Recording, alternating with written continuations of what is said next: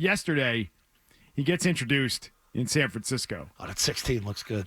Oh, and the uniform's gorgeous. it's And one of the best in baseball. It really is. It's one of the best in baseball.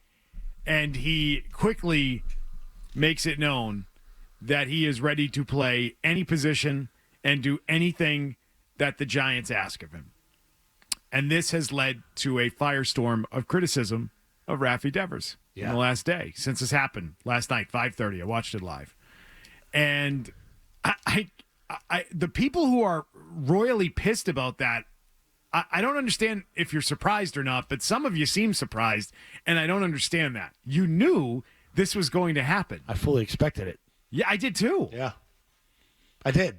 Because I texted you guys right away. I'm like, he's going to have to play the field some. You know what I mean? I said that right away after the trade. I said, oh, wow, he's going to have to play the field. And I said he would probably go out there with a great attitude, excited for a new, fresh start. San Francisco Giants. Look at the white uniform on him. It looks gorgeous. And, I'm excited. I'm excited to be here and blame with my new teammates. Like, he got tired here, I think. He was pissed. Yeah. That's what it came down to. Yeah, he was. He felt like they crossed him. And that's why he wasn't playing the field here and wasn't willing to do it. He felt like they crossed him, and he was going to prove a point to them. And it is, as we said, it's childish. It's not necessary. But it wears on you. But the team obviously had enough of it. Yeah. And that's where it landed. And I think the biggest mistake that maybe Devers thought was that he was never going to get moved. Yeah. I'm wondering more and more about his trade openness or trade request or trade demand or anything that we're talking about when it comes to trades with Devers. I'm wondering if he threw that out there thinking there's no shot in hell they're going to trade me. I'm going to continue to do what I want to do. I'm going to continue to prove this point to them that they made me the DH, and therefore I'm going to be the DH. I'm going to do exactly what you asked me to do at the start of the year. You don't get to take it back.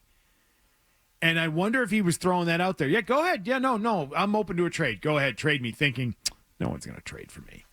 Look at my contract. There are so few teams in baseball that want a contract like this. I'm not going anywhere. And I wonder if the trade caught him by surprise.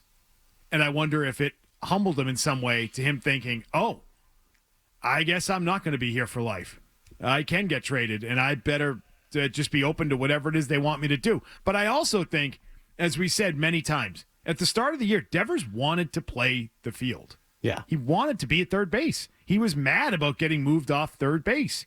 And I think this entire situation would be different, and he would still be here. One, if they never signed Bregman. If they don't sign Bregman, Devers is still a third, right? Yes. Yes. Okay. Yeah. So Devers is still the team's third baseman if they don't sign Bregman. And let's say they had managed to actually trade Casas in the offseason like they desired, because they would have loved to have moved him. That'd have been great. And they told Devers in the meeting, hey, listen, we want to move you from third to first. If they had said that in the beginning, I think he's playing first base right now for the Red Sox, and you've got Bregman at third. But that's not what they did. What they did was they said, throw your glove away. You're never playing the field again, and now you're the DH. And so he held him to it, thinking that he was never going to get traded, and thought, I'm going to prove a point and show you don't get to do that to me. Well, they were able to move him, and that's why he's there. Sure were. And I think at the end of the day, he's probably happy to be playing the field. He's not doing it against his will or doing something he doesn't want to be doing. He wants to play the field. We heard that from him when he got pissed about it in the beginning, that they wanted to make him the DH full time. It's a different routine, man. And I think it keeps you more in tune with the game, keeps you aware, keeps you alert. Just makes you move around. You know, you feel like you're involved. You want to be a... It would suck to sit there and wait, count innings. When am I up next? Oh, jeez. The top of the order's up. Oh, I'm not up for another 7. Oh, I could get used to that. No, like you coach kids baseball. You could tell, like, if your kid, like, even if you don't have a DH in baseball, kids baseball, but the poor kid that would have been a DH, you probably might not bat for one. You might get 2 bats in an entire game. Like, that would suck and never play the field. Like, it makes you more involved. So it does. He wants to play the field, right? Yeah. We I think? feel like he does. I would say he definitely does. So we knew that from the beginning. Isn't that just more of a giant red flag in terms of the lack of communication skills for the organization and what a huge issue it is for the Boston Red Sox in terms of the way their front office communicates with people across the board? The fact that you mismanaged this relationship so much where you had a guy who actually wanted to play the field defying you simply because your messaging was so poor.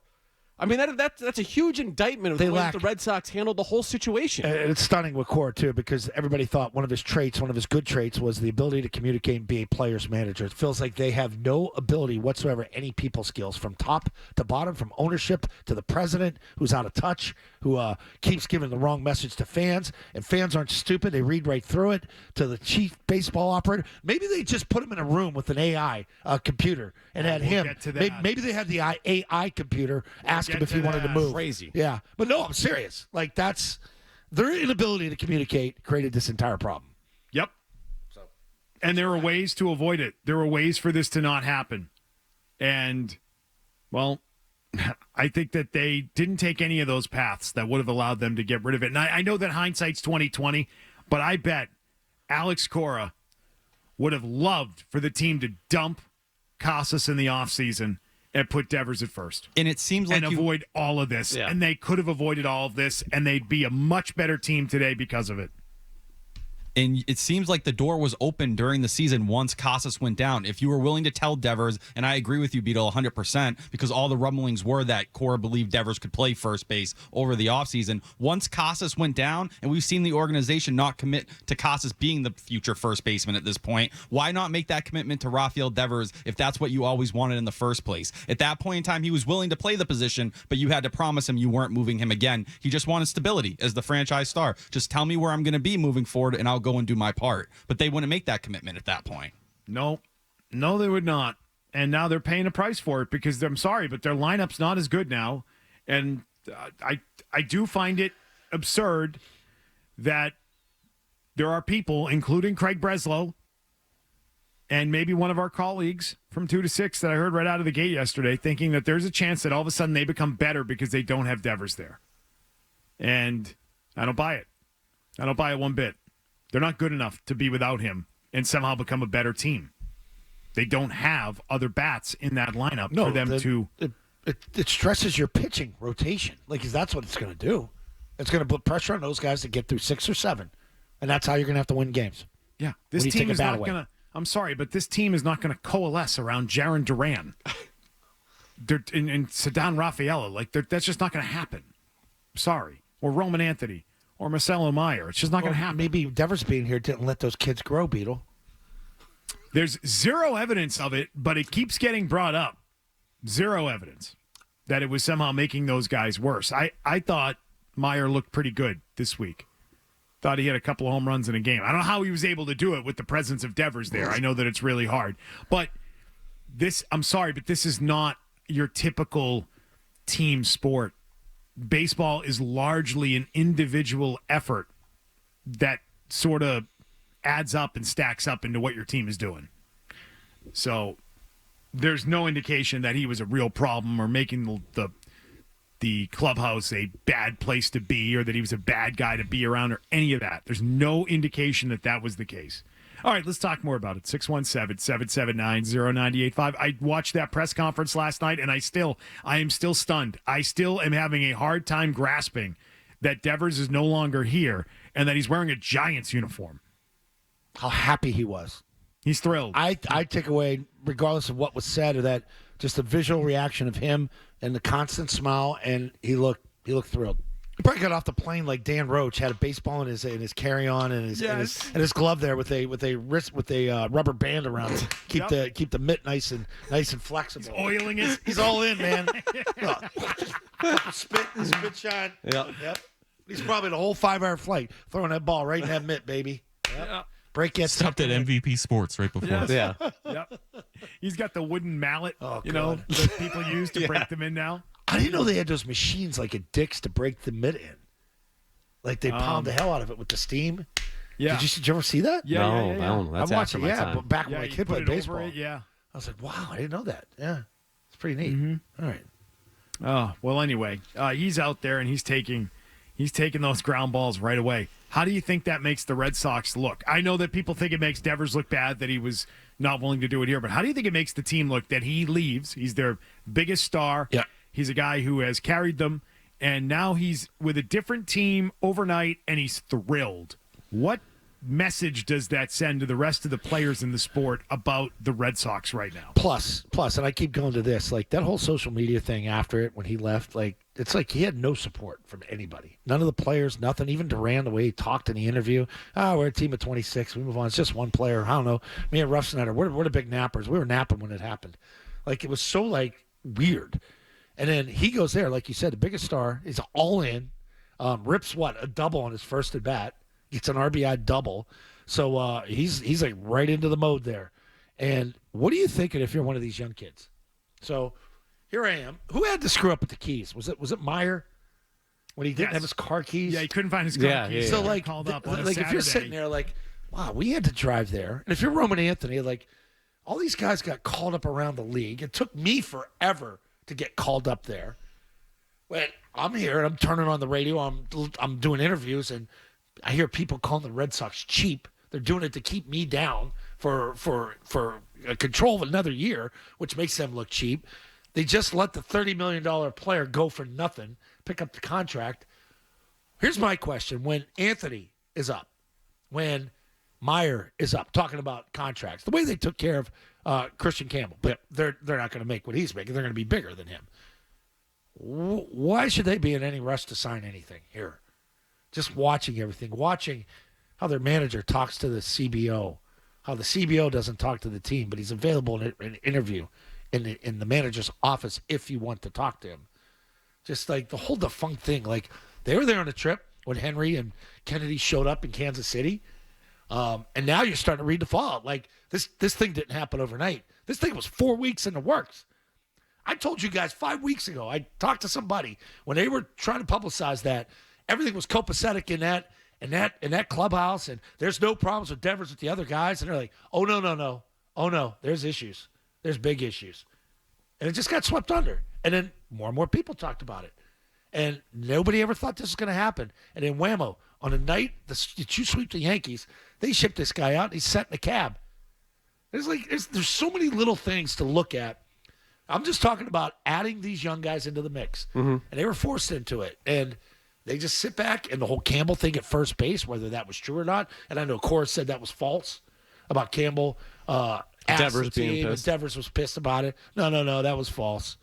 Well, I don't know. I just think when the bleep's hitting this fan going through it, just what I've witnessed for the last 2 or 3 years with the Patriots organization, and all the little things that get said after the fact. You know, some of them are true because I've seen some of them. I'm not going to say what I've seen or what I haven't seen, but and then it's funny how it all gets. Well, that guy never said that. Well, yeah, he kind of did. I heard it, you know. But this is what happens when you're bad and you don't have good people running your team as an organization, or there we go, or you have things that maybe should have got swept under the rug and they don't. They're aired out. Patriots calling. Yeah, it was was not. Shut it down. Shut it down. It's spam. Look, it's spam. Tell them it's spam. To us. It's Mike spam. Vrabel, it says. No, it doesn't say Mike Vrabel. Jackass. It says spam. God. But you know what I'm saying? It's the Patriots checking in going, ha, it's the Red Sox this time. Yeah. See, but like part of the problem is too, like when you're a kid and like this is all new to you and it's the big leagues and you get called, you think like, man, this is it. There's nothing better. And then you see the way all these things transpire and over the course of it, then you kind of get the gist of it. Well, maybe it isn't so big. Why are other teams doing it differently than we are doing it? I think it's less about the young kids because they don't know any better. Yeah. I think it's more about other players in the sport that you could potentially get here with all this financial flexibility. Oh yeah, but like laughable. But like the question McCarthy asked him, like all your superstars, all your Hall of Famers, you trade west out to the furthest West Pacific point you can do it. Right, but how many of them have you traded 18 months into a 10-year deal? Right. Okay, and so that's a different kind of situation. Who is not a guy who has fallen off or a guy who is a real problem. And so to me, I think that it looks really bad. I think it looks really bad to veterans in the sport. And it doesn't necessarily have to be a guy who's signing a massive contract or even someone at the level of Bregman. How about just a a veteran player you're trying to get on a 2-year deal to better your club. I mean, it's those guys who will look at you and say, I'm not going there. Especially with the place agents. sucks. These agents are big-time agents. The baseball agents are huge agents, and they talk, and they know their clients, and they know the clubs.